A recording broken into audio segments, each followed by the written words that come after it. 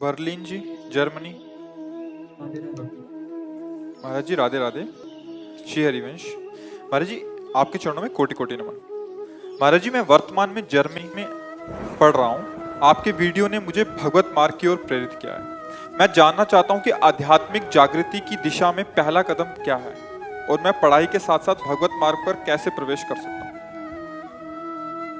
जैसे कोई भी महल बनाने के पहले नींव की बहुत मजबूती की जरूरत होती है, ऐसे चाहे आध्यात्मिक उन्नति हो या लौकिक उन्नति हो, उसके लिए ब्रह्मचर्य की बहुत आवश्यकता होती है। किसका प्रश्न है? ब्रह्मचर्य की बहुत आवश्यकता होती है।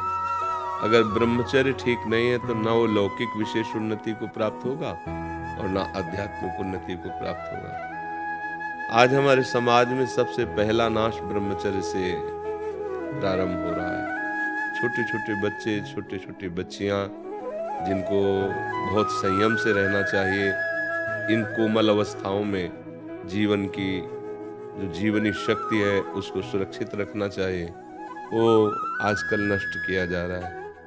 गर्लफ्रेंड बॉयफ्रेंड, ये जो नौटंकी नाटक माया का चला है ना, बहुत नाशकारक है। क्योंकि नई अवस्था में मन वैसे ही उद्दंड होता है, अब और खुली छूट हो गई है।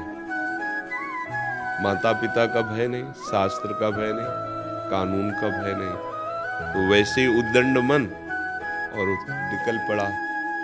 अब वो मनमानी आचरण जो कर रहा है, और उसकी न लौकिक उन्नति और न पारलौकिक उन्नति। लौकिक उन्नति मानो जो पुरुष या जो माता बहन संयम से है और फिर उनका जब ब्याह हुआ तो अपने पति को प्रभु की भावना से देखा, जीवन साथी की भावना से देखा, और वो उसको अपने जीवन साथी की भावना, और दोनों एक दूसरे की गलतियों को क्षमा करते हुए, एक दूसरे की भावना का सपोर्ट करते हुए पूरे संसार में अपना जीवन व्यतीत करते हुए भगवान को प्राप्त हो रहा है। गृहस्थी से भगवान की भी प्राप्ति होती है। हम लोग गृहस्थी में तो पैदा हुए, आकाश में थोड़ी पैदा हुए।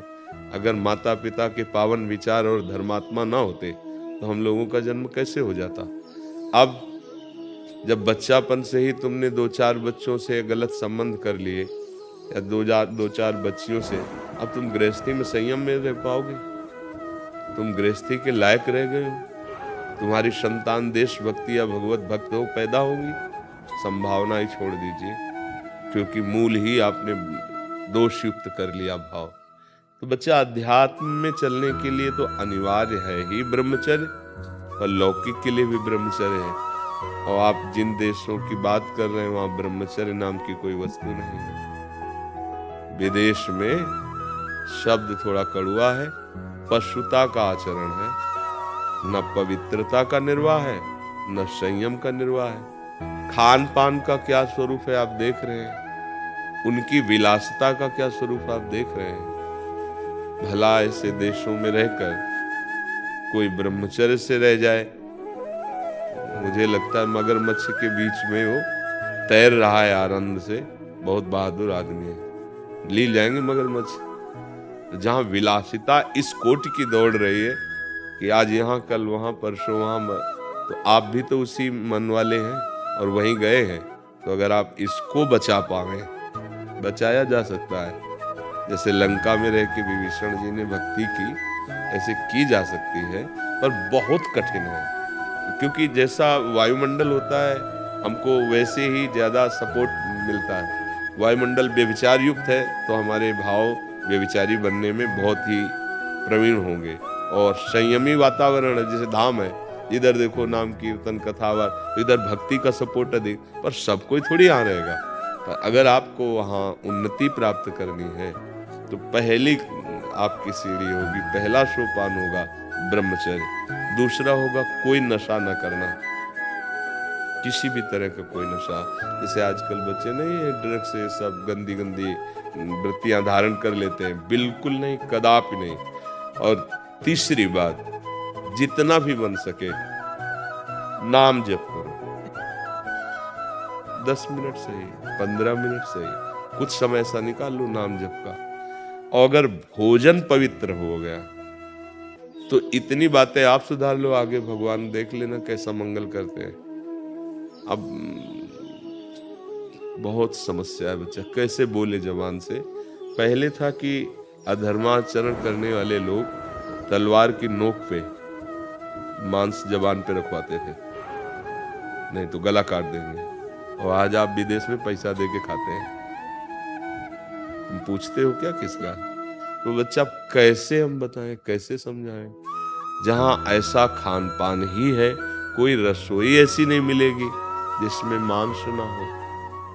कैसे कोई बुद्धिमान होगा, कैसे कोई धर्म में चलेगा, कैसे कोई। अच्छा तुम बच्चे हो, अभी तो है नहीं कि एक अपना अलग सिस्टम है तो बनाया खाया। अब तो जहाँ घर पे मतलब मई से पहले में जब मैं यहाँ पे भी था तो फिर यहाँ पे मैं पहले मांस खाता था, लेकिन मई के बाद से इस साल से मांस मैंने पूरा छोड़ दिया। और उसके अलावा क्या कहते हैं, अब घर पे ही बनाते खाते हैं, बाहर भी क्या कहते हैं पूछ लेते हैं कि उसमें अंडा तो नहीं है, उसमें मांस मच्छी तो नहीं है।